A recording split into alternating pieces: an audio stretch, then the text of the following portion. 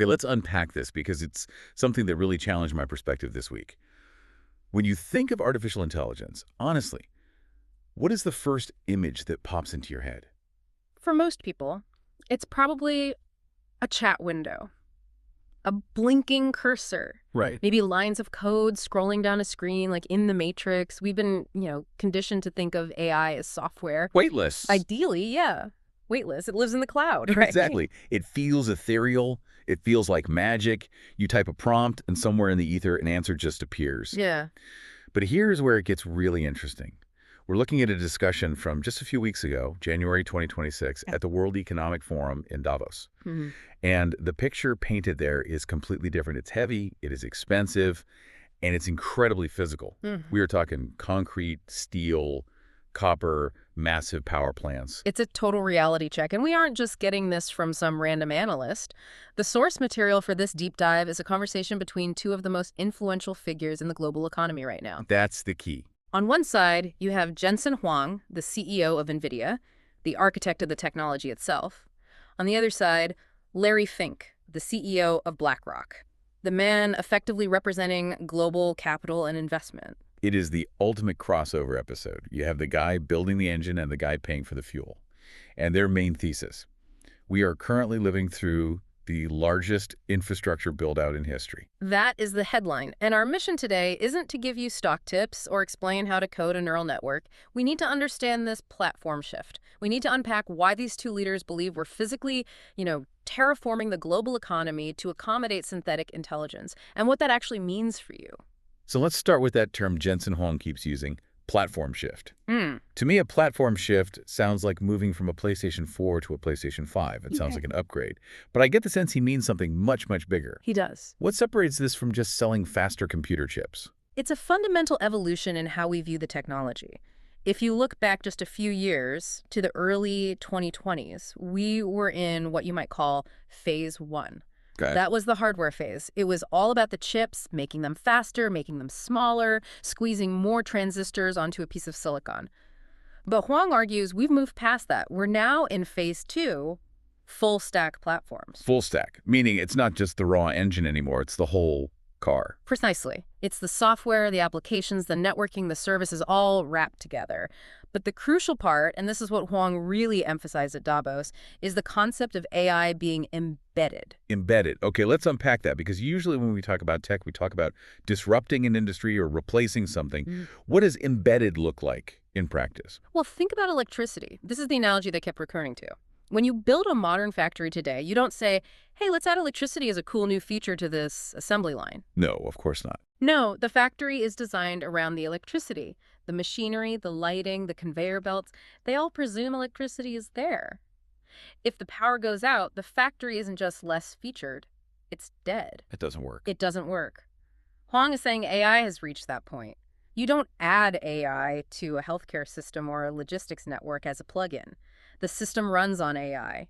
So, in the past, a hospital might have bought a software package to help schedule appointments.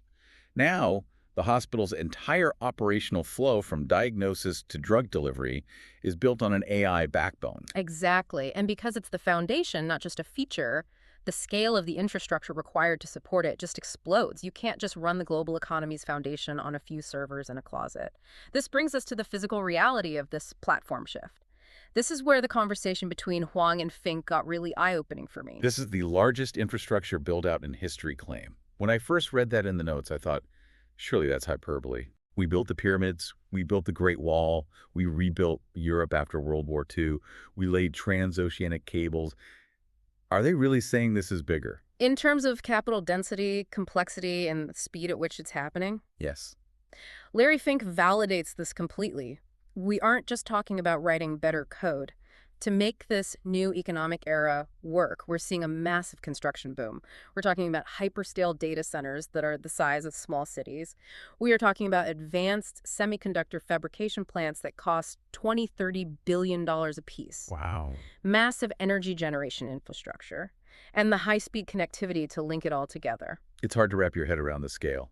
It sounds like we are building a second world on top of the first one. Fink used a historical comparison that I think is really helpful to ground this. He compared this moment to the construction of the railroads in the 19th century, Okay. or the interstate highway system in the 20th century. That puts it in perspective. Those weren't just projects. They completely changed the geography of the economy. Exactly. Before the railroads, you couldn't move goods across the continent efficiently. Wheat in Kansas was worthless if you couldn't get it to a market. Before the highway system, suburbs didn't really exist in the same way because you couldn't commute. We are physically restructuring, terraforming, as you said, the planet to allow for the movement and processing of intelligence, just like we once built infrastructure for the movement of coal or cars. But here's the trillion-dollar question, literally. Who is paying for all of this? We're talking about pouring concrete and stringing cables on a planetary scale. Is this a bubble? Is this just free money chasing a trend like we saw with NFTs or the early dot-com days? That's exactly what Fink addressed. And coming from the CEO of BlackRock, his perspective carries a lot of weight. He sees a distinct shift in institutional investment. Capital is moving heavily toward AI infrastructure, energy systems, and data platforms. But here's the crucial distinction. Fink does not view this as a speculative tech bubble. So it's not like the dot-com crash where people were investing in websites with no business plan? No, he frames it as a multi-decade growth opportunity. The smart money isn't betting on which chatbot will win. They're betting on the infrastructure that allows any of them to exist. It's the difference between betting on a specific trucking company and investing in the toll roads. Exactly. The trucking company might go bust, but people still need to drive. But there's a catch. The scale is so massive that private companies can't do it alone. Meaning Nvidia or Microsoft, even with their trillions in valuation, can't just write a check for the whole thing. Exactly. The numbers are just too big. Fink discussed the absolute necessity of public-private partnerships. Governments and private equity have to collaborate. We're talking about sovereign wealth funds, pension funds, government grants, all funneling into this build-out. It is too expensive and too critical for any single entity to shoulder alone. It's interesting because usually when we talk about tech, we talk about disruption breaking things, move fast and break things. Yeah. But this sounds more like nation building. Yeah. It sounds slower, heavier, and more permanent. It is. It's industrial policy. And like any massive construction project, there are constraints. And this is where the conversation at Davos took a turn toward, well, physics. You can build all the data centers you want, but they are useless without one thing. Power. Energy. It is the hard bottleneck. I feel like we keep hearing about this, but in the context of 2026, how bad is the squeeze?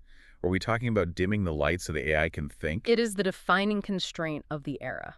AI has a voracious appetite for electricity. Training these models takes an ocean of power, but running them, the inference, answering the questions, takes even more. Huang and Fink spent a significant portion of the discussion on energy and sustainability. And Fink framed this in a very interesting way. He called energy investment a double bottom line. What does that mean? Double bottom line. It means it's a climate imperative, we have to save the planet, but it's now also a hard economic necessity for AI scaling. In the past, companies went green for PR or regulatory reasons. Now, if you don't solve the energy problem, you don't get the AI economic boom. They are inextricably linked. So being green isn't just about PR anymore. It's about having enough juice to run the machine. Precisely. And they weren't just talking about solar panels on the roof. Solar and wind are great, but they're intermittent. The sun doesn't always shine. Data centers need baseload power consistent 247 energy. That is driving a massive renewed interest in nuclear technologies and advanced clean energy solutions. It's fascinating that the most futuristic technology we have, artificial intelligence, is forcing us to revisit nuclear power, which feels like such a 20th century technology. It's a convergence of physics and digital intelligence. The cloud needs the atom. So we have the tech, we have the money, and we're trying to solve the power problem. But I want to pivot to the part that probably matters most to you listening right now, the human element.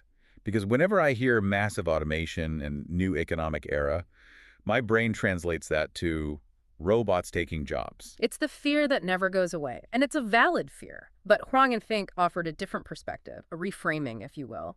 Their argument is that AI transforms roles rather than eliminating work entirely. We've heard AI will be a co-pilot for years now.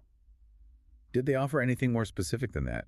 Because co-pilot feels a bit like a corporate euphemism. They made a very important distinction between a task and a job. Okay, what's the difference in their eyes? A job is a collection of tasks. Some of those tasks are routine, repetitive, or data-heavy. Those are the tasks that get automated.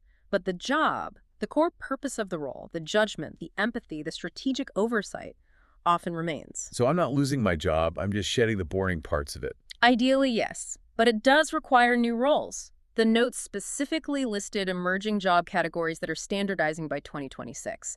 Things like AI operators, AI supervisors, system designers, and a huge category of just collaborators, people who are highly skilled at using these tools to do their old job 10 times faster. An AI supervisor. That sounds like you're managing a team of digital interns. That's actually a great analogy. You aren't doing the spreadsheet analysis, you're directing the system that does it and then checking the work. But here is the aha moment from the demographic data they discussed. And this is the counterintuitive part. We need this automation. Why do we need it? Usually we think of labor as something we have too much of. Not anymore. Not in the developed world. We are facing a demographic crisis.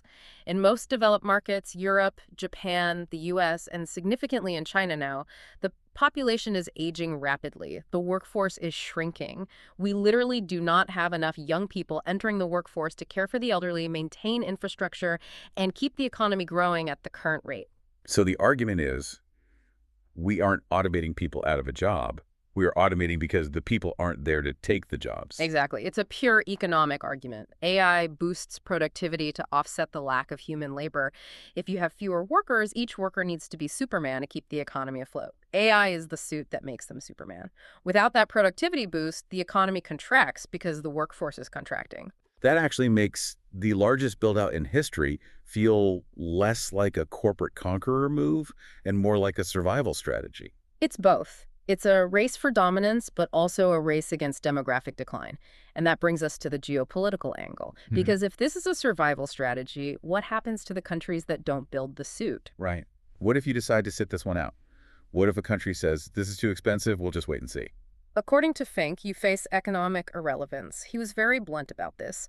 Failing to invest in this infrastructure means falling behind permanently. It's now a strategic priority. It sounds like an arms race. It effectively is. Leadership in AI is being treated as a matter of national security, trade policy, and supply chain control.